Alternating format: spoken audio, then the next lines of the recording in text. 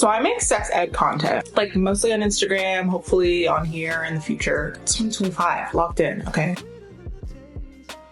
But in my free time, I'm an avid true crime consumer. And yes, I have personal battles with like the ethics of true crime consumption and definitely try to do it in a way that feels respectful to victims of actual violence. To me, this case is where my two biggest interests intersect, especially because as long as I've been studying sex and teaching about sex, I've always been interested in the social component of human sexuality. Like, how do we choose who to sleep with? Or how does race and gender affect our sex lives? And when thinking about how gender affects our sexuality, something that comes to mind for me is the incel community. This is Elliot Rodger, the mass murderer who brought the term incel into all of our lives. Because before his violent, horrific acts, people didn't really know the term outside of the immediate incel community. And now look where we are. As many of us probably know, the term incel stands for involuntarily celibate. Like sexless and not by choice. But incels aren't just men who aren't having sex. They're men who aren't having sex and feel entitled to sex and are very, very angry at the women who deprive them of it. And though this may sound universally wrong to many of us in 2024, I think it's also worth noting, historically, men have been entitled to sex. That is the unfortunate truth of history globally, specifically in America. I mean, think about it. Marital rape, like rape within your marriage, wasn't illegal until the 70s. Yeah.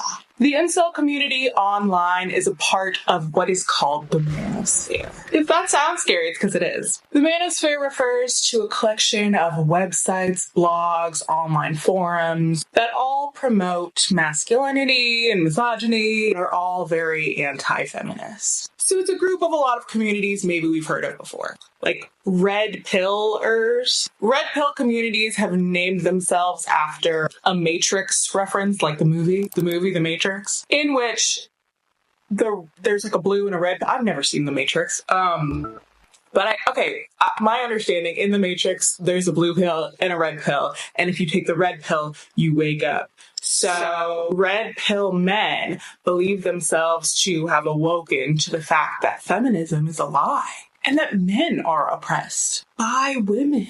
News to me. In the manosphere, there are also men's rights activists. So kind of the same boat. And then there are pickup artists.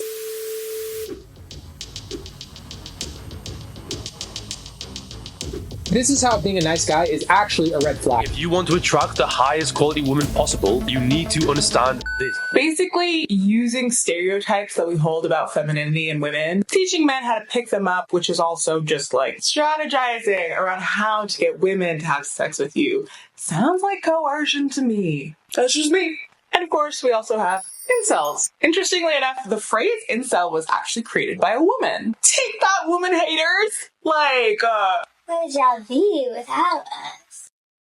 The woman who created the term was named Alana. She's never given out her real last name. Alana was a self-proclaimed nerdy queer woman who had never been on a date. And in the 90s, she created an online forum for people who could relate to her, which was diverse in gender and ages. Alana has said that even back then, there were some men who were talking about women in an objectifying way. But it was really nothing like the violent space that incel communities have become today. After some time, Alana found herself in a relationship and decided to hand over the forum to somebody else. And around 20 years surpassed before Alana found out what had become of the term she'd invented. She actually found out through how big this actual case became. And the term that she had created was resurfacing alongside the face of this mass murderer. Eventually, Alana started a new page called Love Not Anger as a place where people could process loneliness in a healthy way. Like, it's hard. Now, a lot of the men you find in the manosphere have regressive views on a lot of things. It's really an alt-right community. You'll see as we get into this story that Elliot expresses a lot of racist views, along with the woman-hating ones, which makes sense. And though the manosphere is a really alt-right space broadly, in a lot of cases, the entry point for men in joining these online communities is something completely understandable. I think my next video, I'm going to be talking about porn addiction spaces, where people who believe themselves to be addicted to porn or addicted to sex also find themselves in these very scary online forums that are expressing a lot of regressive views about women and are very down there. But in the case of incels, the entry point is just loneliness, which is, yeah, totally get it. In 2017, Reddit closed down the incel support page, which at the time had amassed 40,000 members. Reddit closed down the page for inciting violence. Shocker. And then when a new page popped up called True Cells, they tried to get around Reddit's ban by saying, and I quote, "No encouraging or inciting violence, but of course, it's okay to say that rape should have a lighter punishment, or even that it should be legalized, and that slutty women deserve rape." Oh, alright. These days, with the advent of TikTok and all of these male podcasters, please stop giving them microphones. It seems like the manosphere is just in the brains and the minds and the iPhones and the computers of every man under the age of 30, and I'm scared. Like, it's making my dating life, that's a whole nother story. But goddamn, it's so hard to find men who don't hate women. And technically, there are self-identified femcells, like female incels, which in large part I'm going to exclude from the analysis of this entire situation. And I feel justified in doing so because incel ideology within itself asserts that there are no female incels. Because part of the basis for incel ideology is that women are the gatekeepers of sex. And a lot of femcells... Femcell. Why is femcell so hard to say? It sounds like a science term. I don't know. Femcell. It sounds like a biotech company. Femcell. A lot of femcells themselves point out the hypocrisy in incel ideology because these incels don't want to have sex with the women who find themselves in femcel spaces. So you're not really involuntarily celibate if you're choosing not to have sex with... Alright, we'll circle back. Let's talk about the actual events that occurred. One of my favorite true crime pages is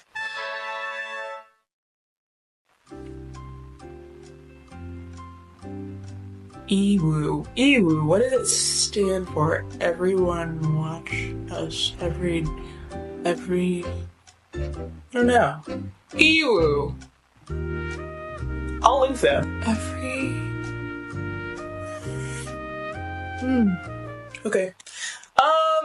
Anyways, I love their page because they have a lot of like the original footage, original content for like a lot of these cases. And they do like an analysis, and a lot of their analysis is like speculatory. It's a lot of like them diagnosing people with different conditions. Right? I'm not co-signing that part, but I do like being able to like see original like interrogation videos or whatever it may be. In Ewu's video about Elliot Rodger, you can see a lot of the footage that he's taken of himself and like uploaded to his own YouTube channel. And I'll just note that he does say females a lot. So anyone trying to convince me that they're saying females all the time is not misogynistic. It's associating yourself with this guy.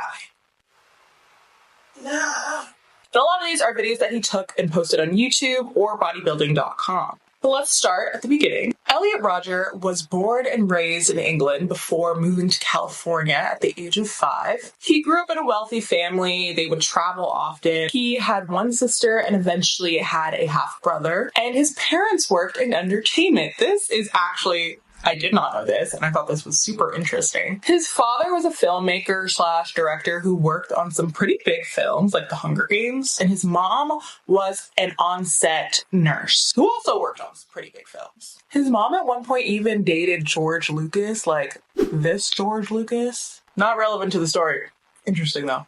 In some of those original YouTube videos, you'll hear him referencing like movie premieres he's gone to. That's why. As a child, Elliot was very withdrawn and shy. He would sometimes even write down what he wanted to say instead of speaking out loud, or he would like whisper. He was easily overstimulated. He would avoid hanging out with other kids, but also get jealous when they were hanging out with other people. It was noticeable to Elliot that he wasn't like the other boys. He got into skateboarding and video games in an attempt to fit in. He was half Asian and he felt like an outsider because of that, so he bleached his hair to feel closer to whiteness. He started playing basketball in the belief that it would make him grow taller. And his parents had noticed too, they did step in and get him multiple counselors. They stepped in a lot. They were very active, I would say, in terms of caring about his mental health and his well-being. But when he was 7 years old, his parents did get a divorce. And surprisingly, this is what seems like it kickstarted a lot of Elliot's beliefs about men and women and the world. Because when his parents divorced, his dad got into a new relationship rather quickly. He ended up being remarried within a year of the divorce to like an actress. And Elliot admired his dad for this and got this idea that being a good-looking man means you can really get anything you want out of life. According to the manifesto that Elliot wrote at the time of his violent act, upon reaching puberty, he reports having a really high sex drive. And as he entered high school, he really started acting out to get more attention. He was being bullied at school. According to some reports, his primary bully was a girl. And according to some other reports, his primary bully was a girl who was blonde. And we'll circle back to that too. Remember that. Anyways, we're talking like pushed into lockers, like your stereotypical aggressive, violent bullying. So he started transferring from high school to high school. But unfortunately, he was bullied at all of them, which was only making him more and more aggressive. Like in one instance when he pulled a knife on some of the guys who were bullying him to scare them off. Soon after, he became very invested in a belief that if he was rich, girls would want him. So even from high school and then through college, he was spending his allowance on very expensive designer clothing. He eventually bought a BMW. And as he got older, he would go to great lengths to buy lottery tickets. I'm talking crossing state lines. I'm talking spending hundreds of dollars on lottery tickets. Yeah. Just really hyping himself up. So win those millions. He decided to go to Santa Barbara City College, and part of the reason that he decided to go to college at all was because he thought that he would meet girls and lose his virginity at frat parties, which is something that he had seen in movies. Santa Barbara City College is based in Isla Vista, which is actually where all of this takes place. In college, things really escalate. Like, all of the other YouTube videos that exist about this are very long, and it's because there were a lot of incidents that built up to the final incident. A lot of it was roommate beef. So his first set of roommates, he was actively racist towards. Then he got a new roommate and called the new roommate's girlfriend a whore to his new roommate. And it was at this time that he began fantasizing about killing couples, like murdering couples, which was followed by multiple incidents of him like splashing his cup of coffee onto couples. Like I think there were like upwards of 3 times that he did that. Like just saw a couple in public, got so mad about it that he... Okay. Look who's come. Look who came. Anyways, Elliot once dropped a sociology class because a girl was talking to her boyfriend in the class. He saw a couple in the class, he dropped the class. Elliot once took a water gun full of juice and attacked a group of students at the park because he saw that the girls and boys were flirting. And in the incident that ended up being his last straw, Elliot went to a college party where he tried to push women off the balcony at the party. And then there was a group of guys who saw him trying to do this and ended up pushing him off the balcony. And this was around a year before his attacks in 2014. It was at this point that his therapist tried to get his mom to bring him back home from the college town that he was living at in Isla Vista, rather than, they're continuing to pay for his housing, because at this point they're paying for everything he's doing, including the BMW. Unfortunately, Elliot refuses to move back home. It's at this point that he becomes very active on social media by both leaving negative comments on couples pages as well as engaging with incel communities on Reddit like Forever Alone. I have a little infant baby. You're a baby. You're just a baby. I've never been able to do anything without him interjecting himself. Just has to be in the middle of everything.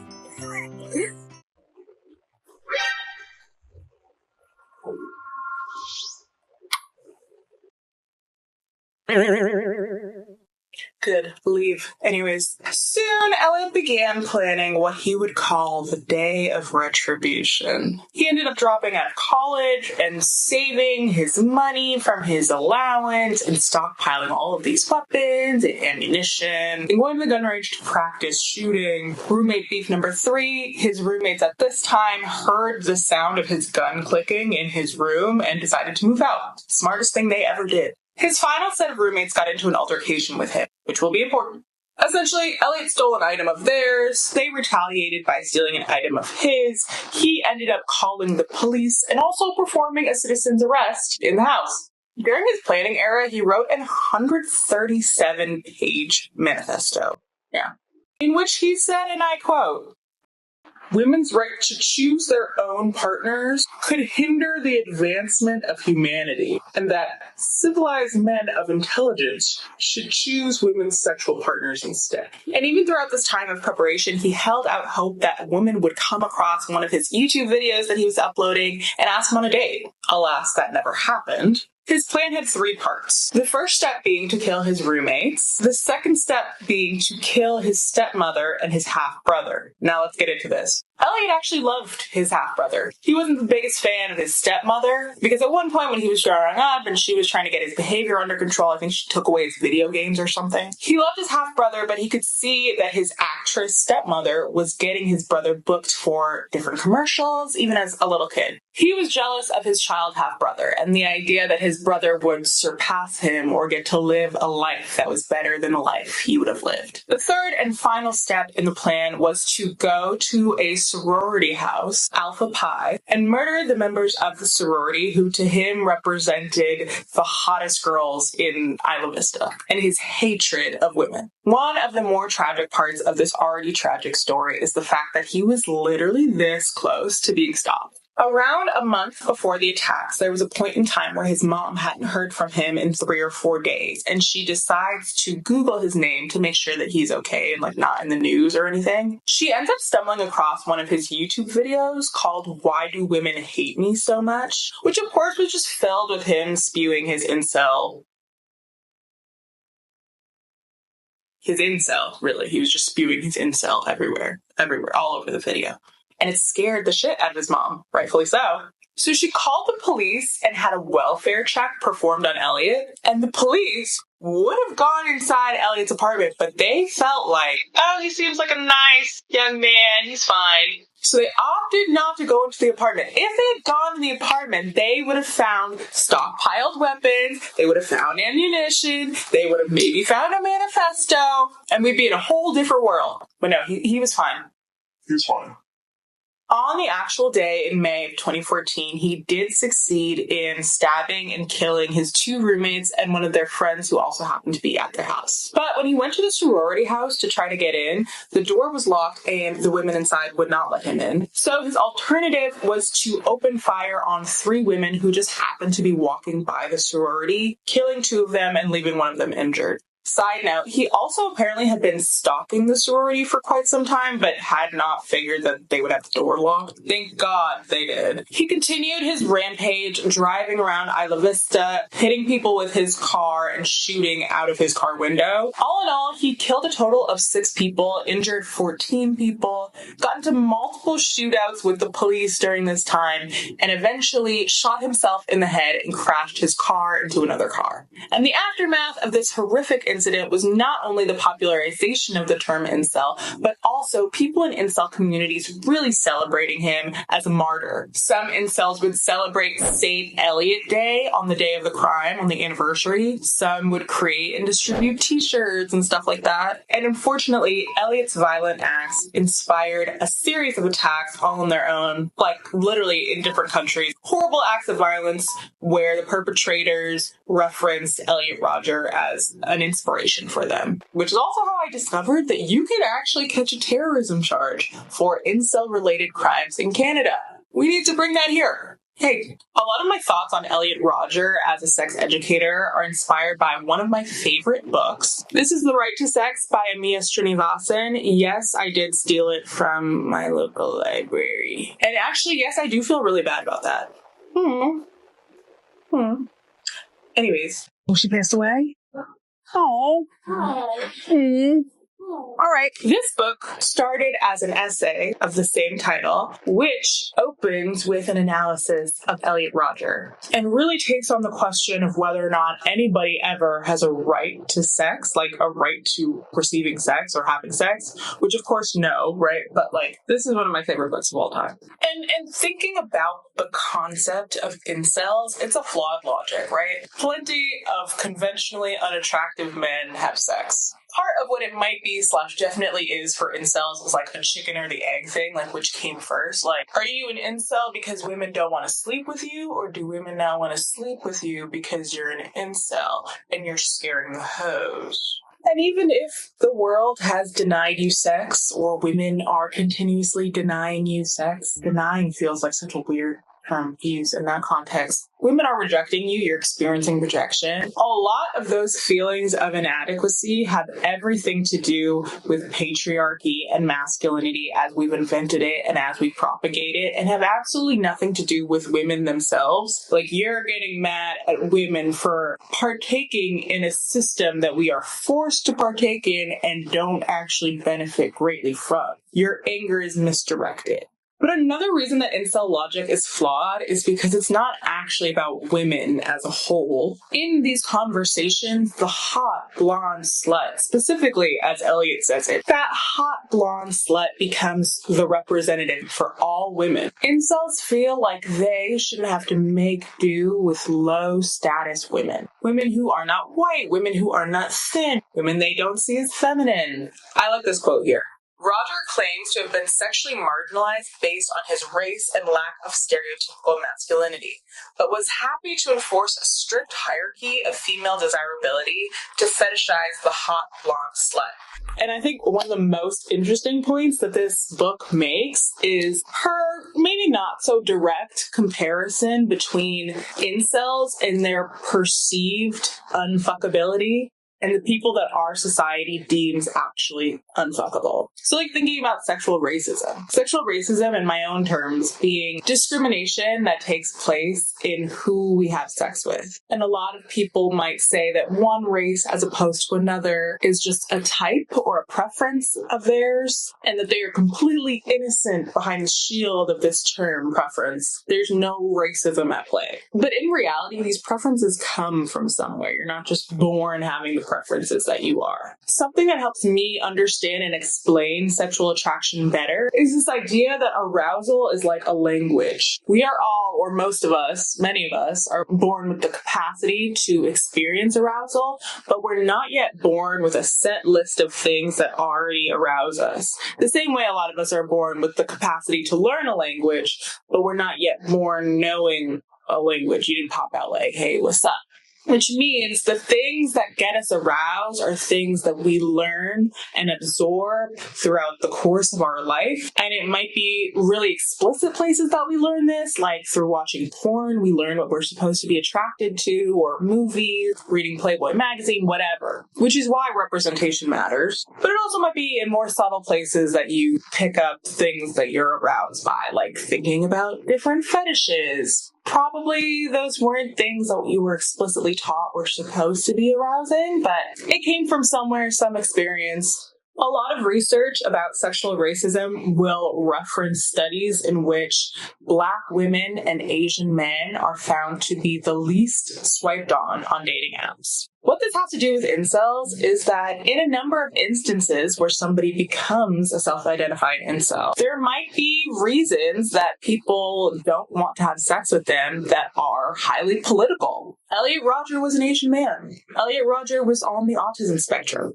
Maybe incel logic isn't completely off, just misdirected. I pulled another quote I liked from a New York Times article about this case. Rodger, who was erotically obsessed with the spoiled, stuck-up blonde slut, was not wrong to recognize that such a person was not likely to return his interest. He might have been looking at women reductively, categorically, but weren't women doing the same when they looked at him and saw a short, clumsy, effeminate, interracial boy? So yes, these major systems that are at play in every other corner of society in our lives are also at play during something that can feel so either internal or private as our sex lives. And understanding that doesn't mean that you have to like or want to have sex with people that you don't want to have sex with. Nobody has a right to sex. I think understanding this means that we should all be advocating not for changing people's desires necessarily, but us all understanding and investigating them instead of just merely writing it off as preference. Because also, the way that you solve for sexual racism isn't that great either. I once heard another sex educator advise people get into watching more diverse porn or being aroused by diverse porn unlike what they are typically watching, which may be mainstream, impacted by mainstream beauty standards, Western beauty standards, whatever. This sex educator told people that they should get to the point with their typical regular porn where they're about to orgasm, and then right as they're about to orgasm, they should switch over to the type of porn that they're trying to be more open to. And as a Black woman listening to that, I was like, if you have to go through all those hoops to find me attractive, I don't want it. At that point, just stick to watching the skinny blonde girls, because... No, thank you. Anyways, if you like this video, please subscribe. I'm going to try to be more consistent on YouTube in 2025. I am going to be more consistent on YouTube in 2025, okay? I have ideas, I have thoughts, I have plans, I have a camera, I have a computer, and it's gonna happen. So much love. Thank you so much for watching. Please like and subscribe. Ew, that was so gross. But actually subscribe. Sweeter than the taste of a cherry.